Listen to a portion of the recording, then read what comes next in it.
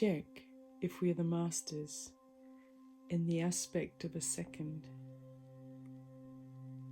If in a second we can go for the highest level of soul consciousness, of truth. This means no trace of awareness of the matrix, of any feelings of it being real. This character, this one of the billions, the ego does not like to hear how insignificant it is. The ego likes everything to revolve around it. If we think about it, most of the time we're thinking as a role. We think about the role. Everything comes from this personality. Most of the time it doesn't come from the soul in a natural way. So it's beautiful to experience these moments of the soul being so clear in seeing the role really as irrelevant, to not be defined by the habits, thoughts, the likes and dislikes of the ego-based character. The ego likes this, the ego doesn't like that, and thus all its feelings are false. The ego insists that the body and the circumstances be in a certain way. Such an illusion. Soul consciousness means that if the whole world starts blaming this character for all the problems, the soul would be entertained as if it's happening to a third person. Nothing personal. But with an ordinary attitude, the first thing, the smallest thing that happens to the role, and the unconscious being takes it personally. It's happening to me.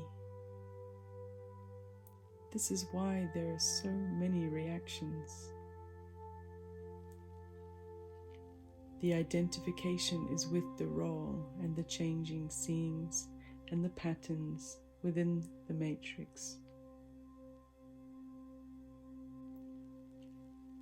So why is this expression used? An alien, a foreigner. The true self is like an alien to this matrix, let alone being familiar with that character, its personality traits, or trying to justify them, or talking about the character all the time. If we can get even glimpses of what soul consciousness really is, at least we can aim for the right thing. The right thing is not changing the character within the matrix. It's not that the role being played in the matrix will become awake gradually. No. It's a high jump from now in a second. When the soul wakes up, it doesn't meditate on God. It lives with God, feels the presence of God. So nice to just observe the story of the character. No matter what happens in the Matrix, even if the actor would be alone on the planet, the real self has a constant companion in a real way. Life is not happening in the Matrix. Life is happening beyond. So it's good to keep this aim that under any provocation, the self would not create any feeling based on something that's just photons, like a screen that is there.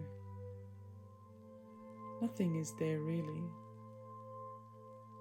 just light projecting on a screen. No one's there. It's empty. To live your life based on a fictional character and scenes projected on a screen, this is suffering. Like a roller coaster, up and down. Such a shame. The other option is the life of perfection, of these two perfect friends who need nothing ever, immortal, nothing to lose, lacking nothing. So we make this effort, not in preparation for some future scenes in the Matrix, but for the truth itself.